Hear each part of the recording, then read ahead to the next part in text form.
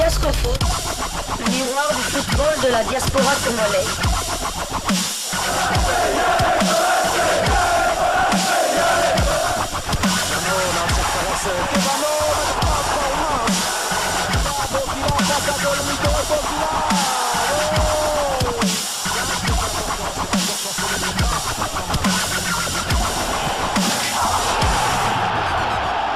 Diascofoot, le miroir du football de la diaspora congolaise. Vous êtes en train de suivre Diascofoot, les miroirs du football de la diaspora congolaise. Diascofoot du 23 août 2022, nous sommes en plein mercato et le mercato qui nous préoccupe en ce moment concerne les Racing Club de Lens avec notre international Gaël Kakuta. Et donc ces Racing Club de Lens se montrent trop gourmands pour pouvoir libérer Gaël Kakuta et ça c'est une mauvaise chose parce que vraiment on est au bord du clash entre le joueur et son club déjà qu'il avait refusé de participer à la reprise des entraînements et maintenant si le Racing Club de Lens se montre un peu trop gourmand, ça va pas être évident. À 31 ans, le milieu de terrain offensif congolais Gaël Kakuta ne manque pas de courtisans. Sur le marché des transferts, le Léopard fait saliver le Football Club de Nantes notamment. Les pensionnaires du stade de la Beaujoire veulent s'offrir les services du Congolais à une année au terme de son bail avec le Racing Club de Lens. Seul hic, les ardeurs du club canari sont refroidis par les intentions élevées du Racing Club de Lens. Ces derniers ne comptent pas laisser son joueur à 1 million d'euros comme proposé par le Football Club de Nantes. La direction lensoise demanderait un montant équivalent à 4 millions d'euros à en croire Foot Mercato. Donc vous voyez un montant pareil pour un joueur qui sera libre dans une année et puis qui a déjà 31 ans, c'est vraiment malheureux. Donc voilà l'information qu'on voulait vous apporter, encore une information complémentaire concernant le transfert éventuel de Gaël Kakuta au sein du Football Club de Nantes. Partons maintenant en Belgique pour parler du résultat du dernier week-end, notamment pour le match qui nous concernait le plus, c'était le match du Standard de Liège de notre international Merveille Bopé Bokadi qui fêtait pour la circonstance le 100e match en division 1 belge de la Jupiler Pro League. Le milieu de terrain international congolais Merveille Bopé disputé lors de la terrible défaite du Standard de Liège 1-3 à domicile devant Out Everley Leuven. Pour le compte de la 5e journée de la Jupiler Pro League, son 100e match sous les maillots du club rouge. Milieu de terrain défensif est parfois utilisé en défense. Le Léopard âgé de 26 ans a enregistré sa 100e apparition avec le club qu'il a rejoint en 2017 alors qu'il provenait du tout-puissant Mazembe Anglebert. Performant avec les Rouges, Merveille Bopé enchaîne de plus en plus les titularisations. Il a gagné toute la confiance de Ronny Deila, son entraîneur actuel. Depuis sa signature en 2017, l'ancien Corbeau, sans match avec les Standards de Liège, a réussi à faire tomber les filets à 6 reprises. Et donc, son plaisir a été gâché par cette défaite 1-3 quand même à domicile. C'est vraiment pas de chance pour cette formation des Standards de Liège qui devra absolument faire un mercato de feu pour pouvoir redresser la barre. Courage quand même à Merveille Bopé. Les Merveilles Bopé maintenant, toujours du Standard de Liège. Nous allons parler aussi d'un autre Congolais, toujours de ce club-là du Standard de Liège. Il s'agit de William Balikwisha qui s'est distingué au cours de cette rencontre malgré la défaite. La défaite 1-3. Titulaire pour la première fois cette saison avec les Standards de Liège. William Balikwisha a marqué des points hier contre Westerlo. Malgré la défaite du Standard de Liège, il a été élu doublement homme du match par la Pro League et son club. Voilà, j'ai parlé de Westerlo, mais excusez-moi, il s'agit de Out Everley Leuven. Et donc, Balikwisha a quand même été élu homme du match et ce serait déjà une très bonne chose. Félicitations à lui et bonne continuation.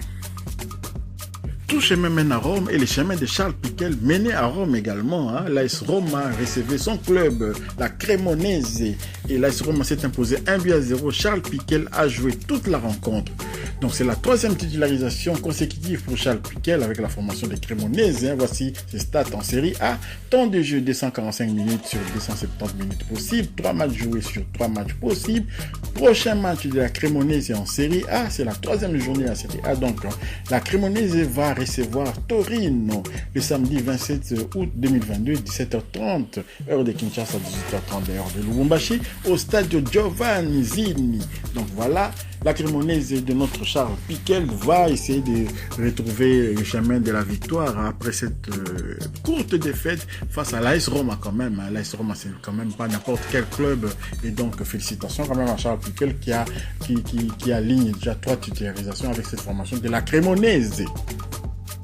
Allez, quittons l'Italie pour l'Espagne pour prendre des informations concernant Omenouk Mfulu avec sa formation de Las Palmas. Large succès pour Mfulu et son club Las Palmas. Donc, ils se sont imposés largement sur la pelouse de Malaga, 0-4. Titulaire et capitaine, durant la rencontre, Omenouk Mfulu a disputé les 90 minutes possibles de cette rencontre-là. Bravo, vraiment félicitations à Omenouk Mfulu qui petit à petit est en train de retrouver quand même du poil de la bête, et ce serait une très bonne chose parce que maintenant il y a redistribution de cartes au sein des Léopards de la RDC avec notre nouveau sélectionneur Sébastien Desabre. Nous on aimerait vraiment qu'il puisse redistribuer les cartes. On est un peu fatigué de chaque fois les mêmes noyaux, les mêmes qui reviennent depuis 2017, c'est presque toujours les mêmes joueurs. Maintenant il faut qu'il y ait redistribution des cartes. Il n'y a plus de ayant droit, il n'y a plus de TGV, il n'y a plus de bac à goal, il n'y a plus de Dieu. Maintenant c'est la redistribution des cartes.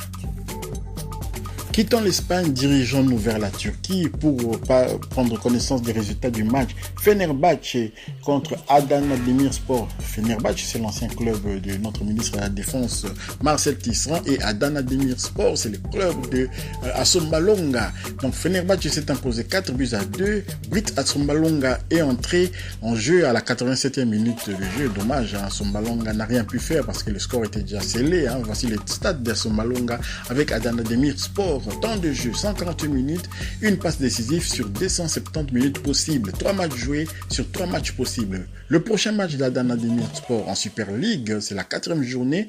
Adana Demirspor va recevoir Omraniye Sport le samedi 27 août 2022 à 19h45 heure de Kinshasa, 20h45 heure de Lubumbashi, à Novo Stadio de Adana. Donc voilà, et c'est qu'il y a eu un fait insolite quand même dans cette partie entre Fenerbahçe et Adana Demirspor. Il y a le président de cette formation, Adana Demirspor, qui a été vu en train de prendre un selfie avec les supporters de Fenerbahçe. Vous vous rendez compte, son équipe venait d'être battue 4-2, mais le président de cette formation a pris un selfie comme nous vous le montrons ici sur Diasco Foot. Vous pouvez voir la photo. Il est en train de prendre un selfie, tout sourire avec les supporters, communion avec les supporters de Fenerbahçe. Donc c'est ça la sportivité, c'est aussi ça le football.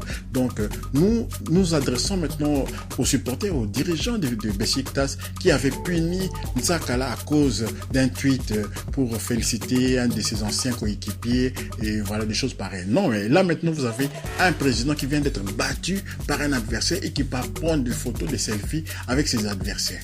Donc ce sont des choses qui arrivent dans le football. Le football doit rester un jeu, ça ne doit pas être une occasion de pouvoir briser la carrière peut-être d'un joueur.